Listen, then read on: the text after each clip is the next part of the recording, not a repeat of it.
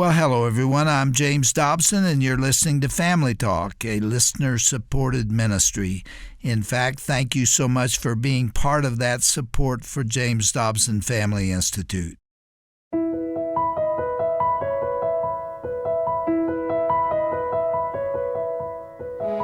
Well, welcome back to Family Talk. I'm Roger Marsh, and as we look around at the world today, we see that men are struggling more in today's culture than ever before. They are definitely under attack.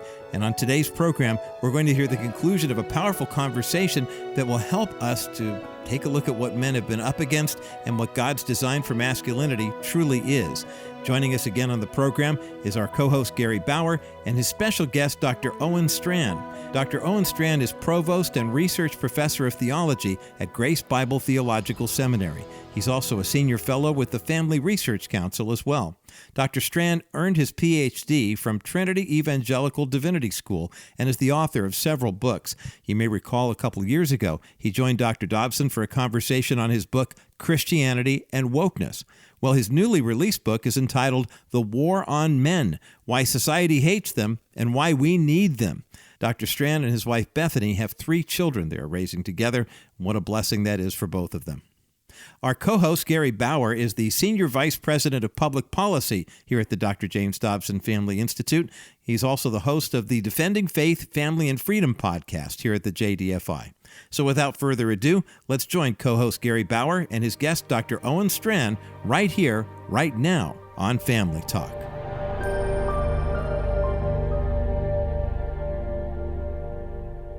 You've mentioned in the book, and I've heard you talk about it in some of the interviews, one of these horrible shootings, I believe it was the one in Texas, where we saw 2 examples of manhood.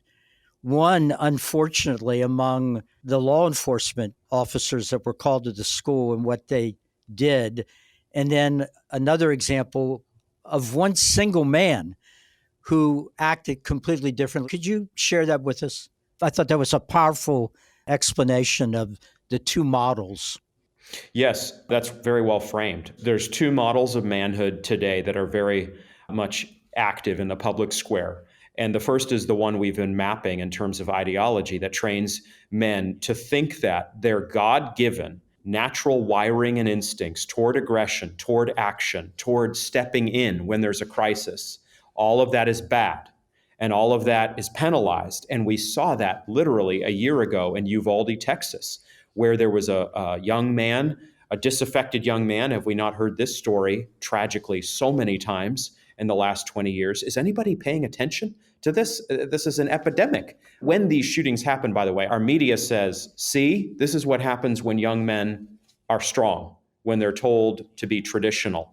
The exact opposite is true, because the second form of manhood we saw in Uvalde was this strong man, Jacob Alvarado, who heard about the public shooting at the school, grabbed a shotgun while getting a haircut, and ran into the school, defying numerous orders along the way. And so you have soft manhood on the one hand, where these men strapped up with deadly force in their hands waited for almost an hour outside the school doing nothing and risking nothing.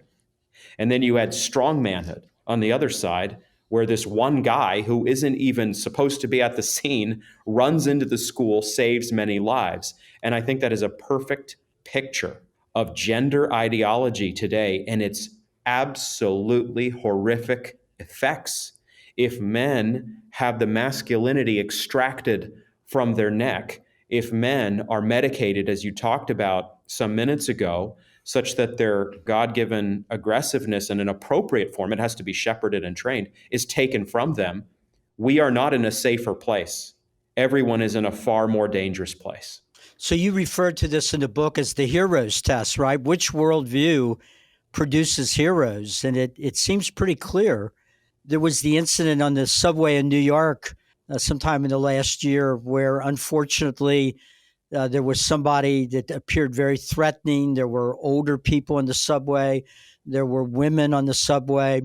And one man in particular, I believe he was a former military guy, physically confronted the threatening individual. Unfortunately, the threatening individual ended up dying. But the message of that whole terrible incident was, it wasn't a terrible thing to be a man threatening people on the subway. It was a terrible thing being a man that subdued him, because look what you ended up doing. And yet I think most older people, most women, most children, if they saw somebody like that on a subway or on the streets, would find comfort if they saw nearby a normal man. Absolutely, they would. And this is one of those lines in the sand where people are either going to wake up to the reality that this new ideology is diabolical, or they are not. It is yet another common grace opportunity given by God to this society to see that this ideology is no wisdom, is no truth whatsoever. Because if there are deadly men threatening citizens, strong men need to step up. Of course, there are real risks involved. Of course, things can go badly, but we need men fundamentally who understand that we're actually not strong in ourselves. We need God. But then, by God's grace, as God works in our heart, as we are born again and saved, we are sent back into the world to be strong. And none of that means that, we push women aside or something. We recognize that women have real gifts and abilities and strengths of their own, and we welcome that. The woman is called the helper of the man in Genesis 2 because she brings real strengths to the table. But fundamentally, this is exactly the playbook of our woke, leftist, feminist society that problematizes manhood. It is worse today to take a risk in helping people than it is to sit back and do nothing. And Gary, I don't mean to put this too strongly, but that is a lie of the devil, and men should reject it. And this is a line in the sand, like men entering little girls' restrooms. It's just another opportunity where there's a ringing bell all around us. And you can either wake up to that and say, okay, this is too far. And as a Christian, you can either say, all right, I've got to join up with people doing good work against this. I've got to stand against this in love for my neighbor. I've got to oppose this, or you can just stay silent. You give the example in Texas of how that instinctive courage a man wants to show, that protective concept of protecting the weak, protecting children. On 9/11, the horror of that day, the flight or the event that I'm always astonished by is the flight that takes off from Newark. And it's filled with just normal people, a lot of them businessmen, husbands, going off to a business trip.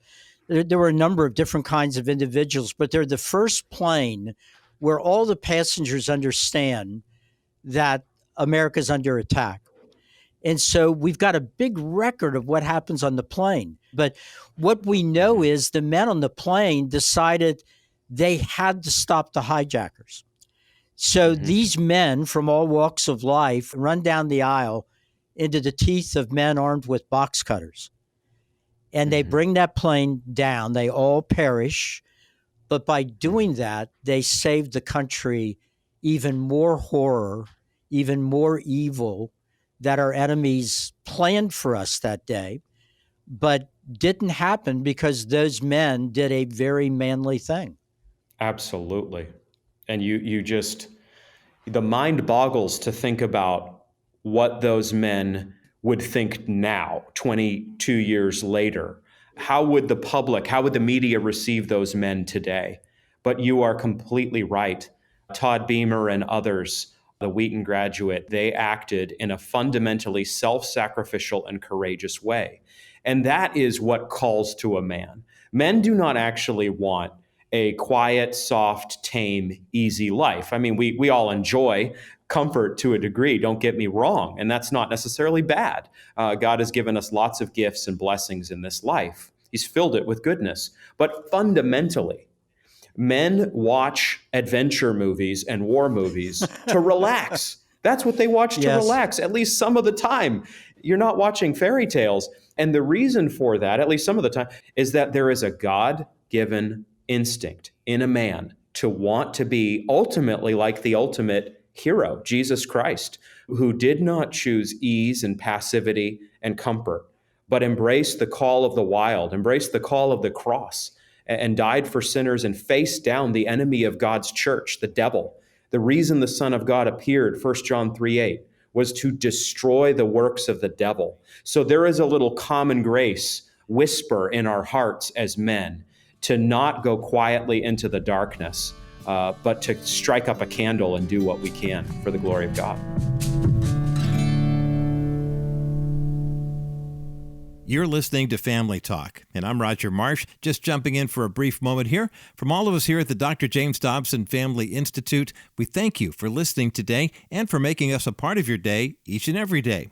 Of course, we are a listener-supported Christian radio program, and it's because of you and your prayers and your faithful financial support that we're able to bring quality content to you and your family each and every day. Now, to find out more about how you can support the JDFI, visit drjamesdobson.org, drjamesdobson.org. And we all have a prayer in our heart, so if you have yours you'd like to share, we would love to connect with you and pray with and for you if that's what you need. If you'd like to reach out, simply give us a call at 877-732-6825. That's 877-732-6825. And now, let's return to the program right here on Family Talk. Oh, and one of the things we like to do at the James Dobson Family Institute is not only lay out the problem and try to help our listeners and the families that follow Dr. Dobson and have for decades, help them understand what they can do. Now, obviously, we all need to be praying for America. We need to be praying for the American family, that men and women will rediscover how God meant us to live. But in your own family life, what are you and your wife doing to try to protect your children from the call of the culture, which in so many ways in this area and other areas is so distorted and quite frankly sick? Yeah, the family is everything. The family is the haven. It's the harbor that God has made. It's the place where children are called to be trained and shaped. And it doesn't happen. We need to say this in a week. It happens, it's supposed to, through 2 decades of discipleship and formation and training and forgiveness and a whole heaping helping of love and fun and joy, time in the Word together. So my wife and I are right in the thick of that with 3 kids, ages 15, 12, and 9, girl, boy, girl. And it's not dull. I'm going to tell you that, Gary. And I went on this speaking trip that I'm on to the West Coast, and I pulled my boy aside for the purposes of our discussion. And I said, now, I want you to just make sure the doors are locked at night because you got to protect the girls. Now, my son is technically, not a full-fledged, robust adult man in terms of strength. And yet, what I'm trying to do is help him understand who he is. Because one thing our culture is right about is that if you get your children to believe this form of identity, all the rest just falls into place. So if our kids embrace a secular pagan form of identity, all the rest falls into place. If, on the other hand, God works in my son's heart and my girls' hearts, and they understand their identity in biblical terms and Christian terms and gospel-driven terms and Christ-centered terms, well then, as God works, the rest will fall into place. So with my son, I'm trying to train him to understand, he's 12, but he's being raised into manhood. In fact, I'm coaching, say one more little anecdote here. I'm coaching the homeschool basketball team in my community as assistant coach. You may have seen us in Sports Center recently. That's a joke. So I'm the 12 under assistant coach. So we really are climbing the ranks here of power. And I said to the boys doing a devotional with them before our practice the other day in Central Arkansas, I said, just so you know, you're not boys, you're young men. Now, I'm not saying you can never say boy to them. I don't mean that. But I do mean I want these boys to think of themselves already as becoming a man. And I think if we can do those kind of basic realities, this is no genius program on my part, we start to help our boys and our girls. Same thing with our girls in a significant way. Wow, that's a great story. And exactly the kind of thing that parents need to be reminded of, that there are these little things we can do. Telling your son that you're counting on him to protect the home and his mother in your absence. That is a big deal. That's going to leave. He'll tell that story someday to maybe his own children. That's a wonderful story, Owen. The last chapter in the book, I don't know how else to describe it other than that it's almost a call to battle. And I have to admit, I was emotionally moved by it. I didn't cry, Owen, so we're okay on that. But I was emotionally moved by it because you point out that it is a war and that some men will disappear in front of this. They'll go off in one of those bad models that you summarize. But the thing that was so inspiring, and I'll just quote it a little bit here, but I'd like you to say it again in your own words. There is another group of men who will not go soft. They will not disappear. They will not puff out their chests and live by the flesh. These men will listen to a higher call, the call of Christ to all sinners, men and women alike. These men will become the fifth type of man. They will become, against all the odds, strong men. So why don't you elaborate on that a little bit as we sort of wrap up? It is a war. I think there's a war for America, and we're seeing it in so many ways. And the winner of this war gets our kids and gets to teach them what to believe about life and death, love and sex, freedom and slavery, a whole bunch of important things. So give us a word to inspire those men that might want to take what now is the countercultural approach to life and actually be a strong, virtuous man. Yeah, what I'm saying in that last chapter is that honestly, every man fails the test, fails the standard at some level.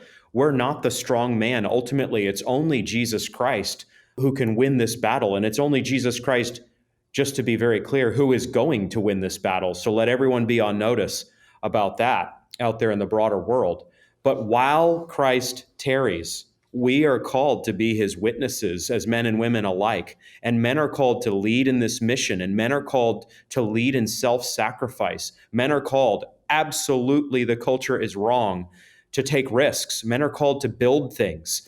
And a lot of the time, we need to understand that we're going to have moments where God rings our bell and we're not getting this all right. And people listening to this, they may hear the call to strength, but they may be not in an ideal situation. Some men may have marriages that really are in peril. Those marriages may even be crumbling. They may be hanging by a thread. Relationships with children between fathers and sons and daughters may not be in a good place. Men may be struggling economically. Men may want to think about taking their life. This is a show that has a huge reach and a ministry that has a huge reach. And I just want us to know that these are not just statistics, these stats you and I have discussed that show that men are struggling greatly. But this is what I want to conclude with in both the book and our conversation. There is hope for men. Men are not toxic. Men are sinners, just like women, and men need Christ. And men need God's grace, and men need God's truth. And there is no man too far gone for God. And so that's what I pray men out there in the wreckage of 2023, being told they're toxic, being opposed when they're strong, not knowing what to do in life, in some difficult positions relationally. I want those men to hear that they are not ruined. They are not abandoned. That we are on a search and rescue mission, and Jesus is at the head of it. And we are in the business, not of hating men or women, but of trying to reach out to fellow sinners and see them remade and reclaimed for the glory of God. That's the mission. That's beautiful. Oh, and well, now, how do we make this book a bestseller list? Where can people find it? And also, how can folks connect with you if they might want you to come and speak at their church or at a men's club or whatever it might be? That's very kind. Thank you, Gary. Thank you for the great questions and discussion. My book is at Amazon, and that's still a great place to go, provided your scruples allow you to do that with some of the mischief Amazon does. So, it helps drive things. So the book, The War on Men, is at Amazon. It's at Barnes & Noble. Somebody sent me a screenshot of finding it at Barnes & Noble. So that's a wonderful place to buy any good Christian book or conservative book because Yes. It shows the bookstore, hey, people do buy those books. We should probably stock them, even though we don't want to in some cases. And then I have a podcast now on the Salem Network called Grace and Truth with Owen Strachan, Grace and Truth. So folks can find that. I'm on Twitter, lastly, or I guess now it's called X, and my handle is at OSTRACHAN. Well, Owen, this was fantastic. I'll be honest with you. I had a packed day today. I'm sure you did too. And I'm thinking, boy, I got to make some room for this. In retrospect, I'm sure I'm going to look at the day. And this was probably the most important thing I did today, to have this opportunity to talk with you. But more importantly, for you to get this message out to young men in America who are desperately searching for meaning and purpose in a country that increasingly seems to be, in some ways, unwinding. So God bless you for your courage and for your work. Thanks for being with us on Family Talk. And again, Dr. Dobson sends his best and looks forward to the next time that the two of you can get together to talk some of these great issues facing us on faith, family, and freedom. Well, thank you so much. I so appreciate Dr. Dobson, just a pale little reflection of some of the heroes of days past, the warriors of days past here, and I really appreciate you and the conversation. So thank you very much. Thank you, Owen.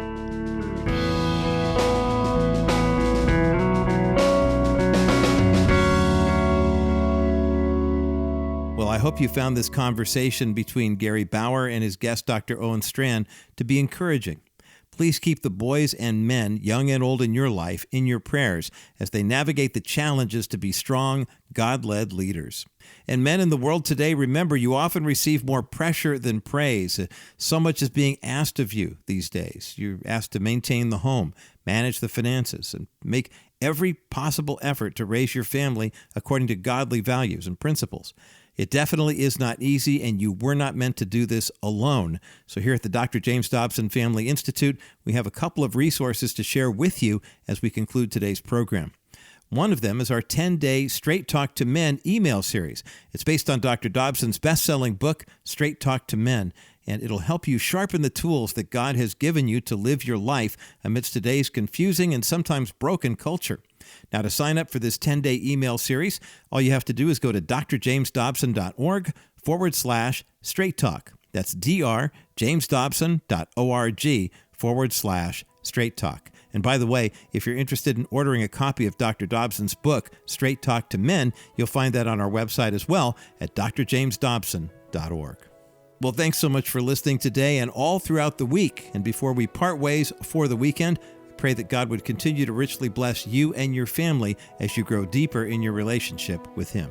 I'm Roger Marsh, and I pray that God continues to richly bless you and your family all throughout the weekend. Be sure to join us again next time right here for another edition of Dr. James Dobson's Family Talk.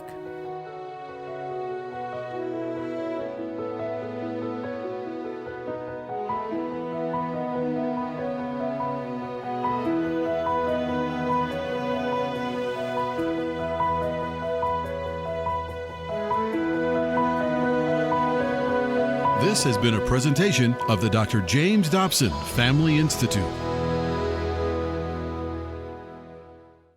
How does a father teach character to his sons and daughters? Here's Dr. James Dobson for Family Talk. One of the best ways a dad's influence is transmitted is through consistent modeling. Character training is instilled through his demeanor and behavior. Identification with him is a far more efficient teacher than lecturing and scolding and punishing and bribing and cajoling.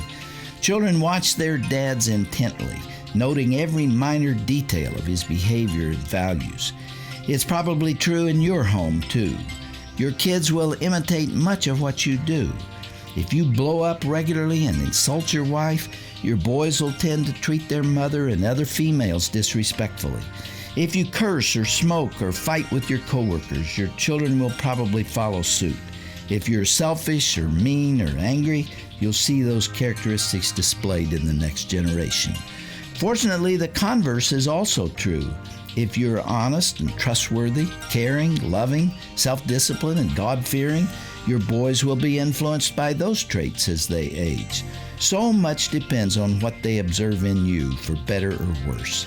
Someone said, "I'd rather see a sermon than hear one." There's truth in that statement.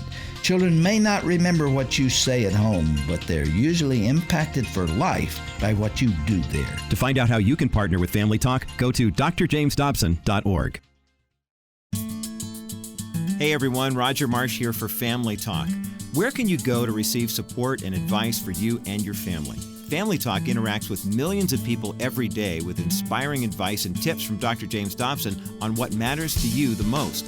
Whether it's marriage or parenting, you can be sure our Facebook page will keep you updated with how your family can succeed. Join us each day for the latest broadcast, resources, and inspiration. Nowhere else can you hear a thought of the day from Dr. Dobson, as well as a special message before you say goodnight. Now, you can be sure that every post on our page is created with you and your family in mind. So please take the time to visit us and become part of our online community at facebook.com/Dr. James Dobson's Family Talk. That's facebook.com/Dr. James Dobson's Family Talk.